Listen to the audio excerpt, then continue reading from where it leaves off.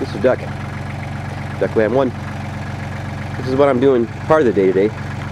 This is a form that we're going to install a, we're going to pour the cement today, and eventually this is going to be a outside wood burning boiler that will connect to the existing heater here in the home.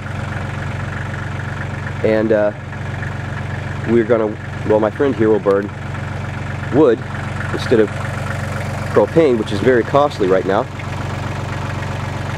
And he's hoping that in a couple of years this thing was about, after all said and done, about $9 grand pay for itself.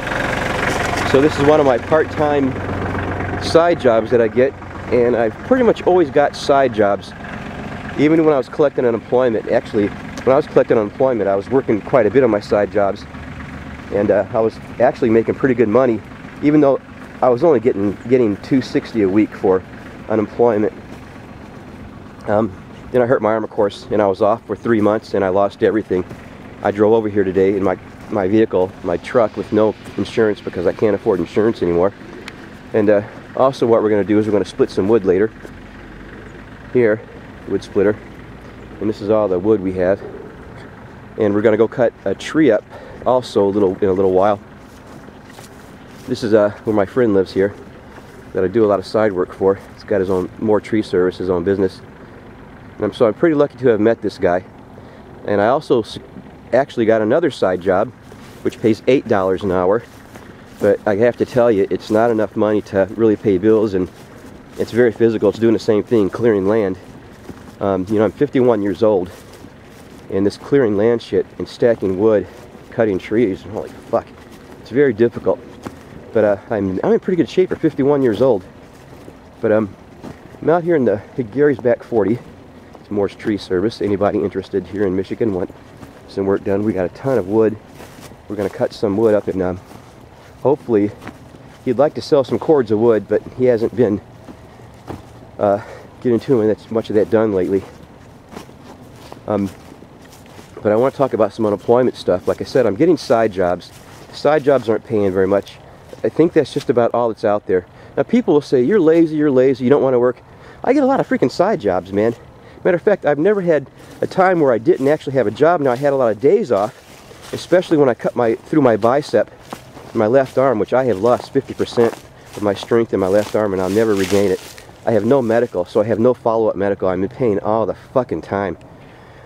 But I just don't say too much to my family. They think I'm fucking whining. And but more side jobs. But the unemployment situation, I don't think is going to really. They're claiming there's going to be lots of jobs and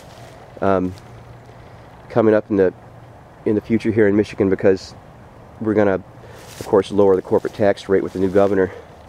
I don't think this is going to work out. This guy has no idea what he's stepping into, and you know, God bless him. The last governor couldn't do anything. He's not going to make a difference, except for probably lower the wages again of the worker.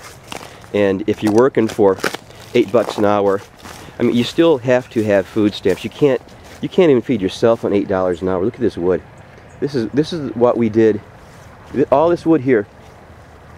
These are all trees and shit we cut. This was all like last summer. Look at this shit, man. But it's been a good experience. I mean, my most experience was pipe fitting electrical with my last job. I cannot find these jobs around here. They're all on the other side of the state. I did have a couple inquiries, but I can't. Everyone who has watched my videos has seen my my vehicle, and it's not. I'm lucky to make it here, let alone across the state and then back again. I have no money. You know, unemployment is. I went through my savings, lost my home, lost my family. I don't have a bank account. I don't even have car insurance anymore. See, what happens is unemployment happens in layers, or your destitution happens in layers. A little bit at a time, and pretty soon the last step is, of course, homelessness.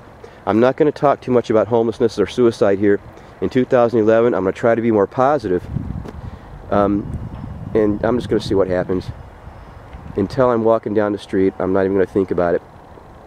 No place to go.